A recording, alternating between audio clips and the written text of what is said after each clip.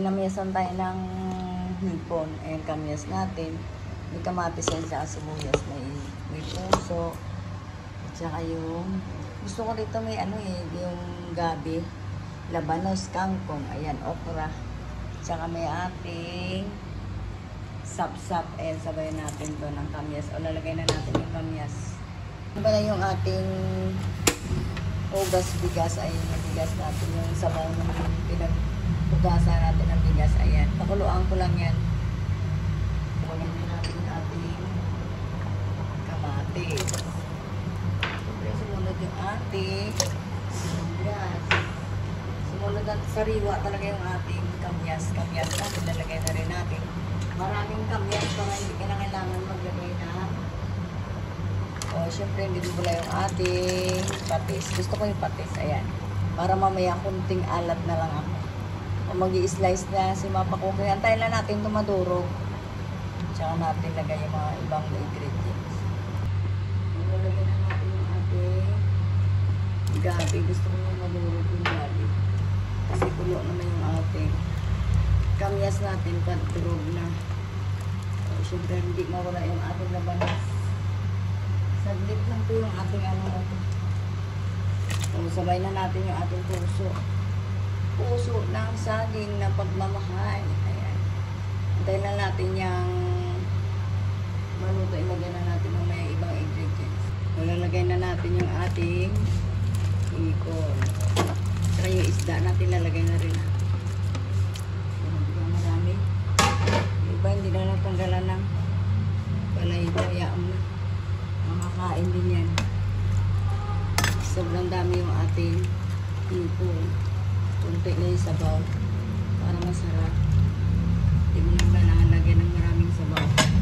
Kasi wala na siyang lasa.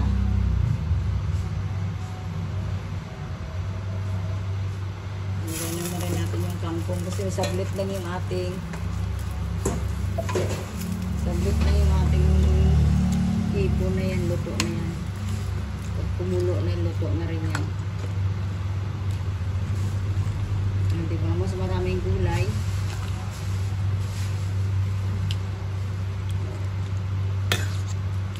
Kulo lang siya mamaya.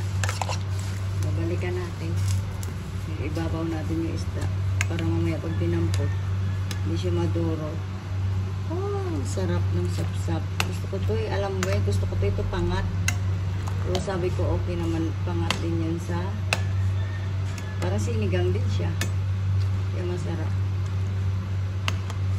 Ilagyan na lang natin konting asin yan, mamaya may konti. Siyempre, hindi mawala yung ating panghang para yung ating sili. O mamaya, balikan natin, lagay na lang natin yung okra. Sauli yung okra. Dagdagan natin ng tak-tak-tak ng konti. Siyempre, hindi kulang yung ating pampaalat.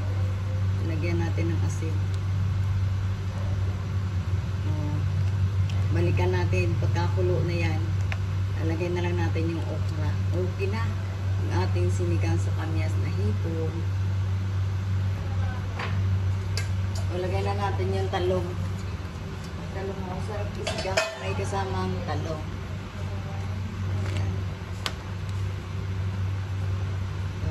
Tapipan natin. Sabay na natin yung ating okra. Sabay-sabay na yan. Okay na yung ating sinigang sa hipon. Ayan, napakasarap.